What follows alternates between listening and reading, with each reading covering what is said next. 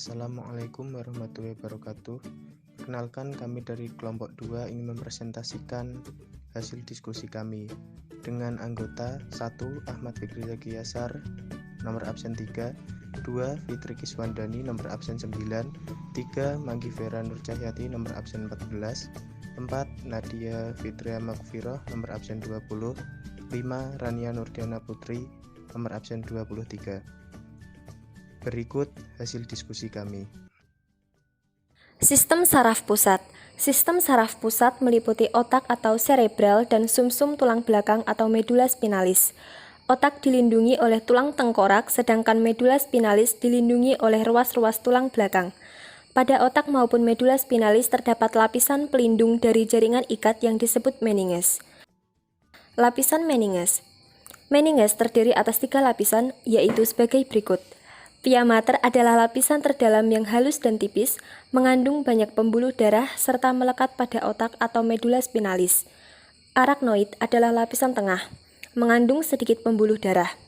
Arachnoid memiliki ruang subarachnoid yang berisi cairan cerebrospinalis, pembuluh darah, dan selaput jaringan penghubung yang mempertahankan posisi arachnoid terhadap pia mater di bawahnya. Cairan cerebrospinalis menyerupai plasma darah dan cairan interstisial. Tidak mengandung protein, berfungsi sebagai bantalan, serta media pertukaran nutrien dan zat sisa antara darah dengan otak maupun medula spinalis. Dura mater adalah lapisan terluar, tebal dan kuat, serta terdiri atas 2 lapisan. Pada dura mater terdapat ruang subdural yang memisahkan dura mater dari arachnoid. Lapisan terluar melekat pada permukaan dalam kranium. Otak maupun medula spinalis memiliki substansi abu-abu dan substansi putih. Substansi abu-abu membentuk bagian luar atau korteks otak dan bagian dalam medula spinalis.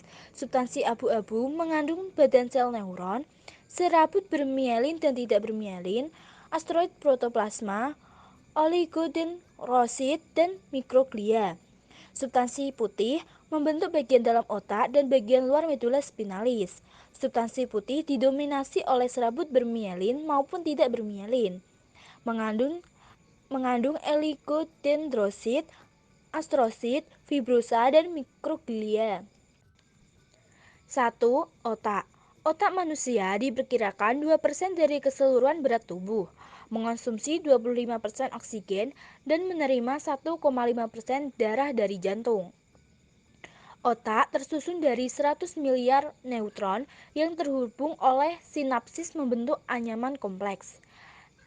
Neutron di otak berkomunikasi satu sama lainnya secara kimiawi atau berupa muatan listrik yang memungkinkan kita dapat mengalami emosi, berpikir dan mengingat, mengetahui dan mengatur keadaan tubuh sendiri dan lingkungannya, serta secara sadar mengontrol gerakan tubuh. Bagian-bagian otak. Otak besar atau cerebrum adalah bagian otak paling besar dari seluruh bagian otak manusia. Hampir 2/3 dari berat total otak disumbangkan oleh otak besar. Otak besar berfungsi untuk mengatur seluruh aktivitas tubuh, misalnya kesadaran, kemauan, ingatan, dan pertimbangan. Otak besar terdiri atas 1. Otot depan atau lobus frontal yang merupakan pengendali gerakan otot. 2. Otak tengah atau lobus parietal yang bersifat sensoris yang peka terhadap perubahan suhu, tekanan, dan sentuhan pada kulit. 3. Otak samping atau lobus temporal yang merupakan pusat pendengaran. 4. Otak belakang atau lobus occipital yang merupakan pusat penglihatan. Otak kecil atau cerebellum memiliki struktur yang hampir sama dengan otak besar, yaitu memiliki 2 belahan, kiri dan kanan, serta memiliki banyak lipatan-lipatan otak. Terletak pada bagian bawah otak belakang, di bawah lobus occipital. Bagian otak ini berfungsi untuk pusat keseimbangan motorik dan koordinasi otot. Fungsi lainnya yaitu berperan dalam pengolahan informasi atau kognitif dan emosi. Otak kecil memiliki 3 lobus, yaitu lobus anterior, lobus posterior, dan lobus flocculonodular. Batang otak atau brainstem adalah bagian otak yang terletak di depan otak kecil dan di bawah otak besar. Pada saat melakukan gerakan sadar, batang otak merupakan jalur yang harus dilalui impuls untuk mencapai bagian otak besar. Batang otak merupakan bagian yang menghubungkan otak dengan sumsum tulang belakang. Berfungsi untuk mengontrol pernafasan, denyut nadi, dan reaksi insting. Bagian otak ini akan merespon semua kejadian yang bersifat insidental dan berkaitan dengan naluri, seperti mencari makan dan bertempat tinggal.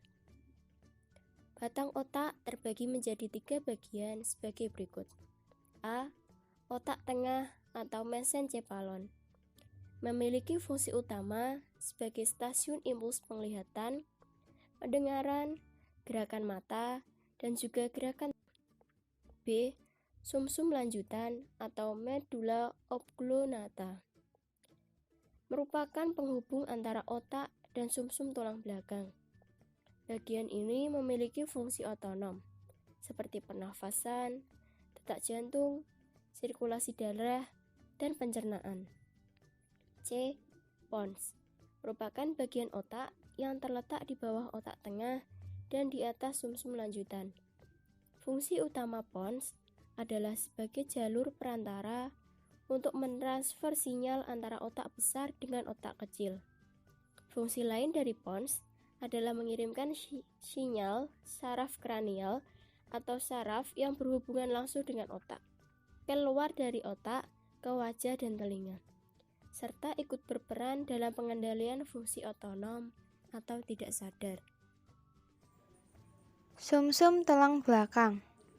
Sumsum tulang belakang atau medulla spinalis adalah saraf yang panjang, tipis, dan berbentuk seperti tabung yang merupakan bagian dari jaringan saraf yang memanjang dari sumsum lanjutan atau medulla oblongata sampai di tulang belakang bagian pinggang.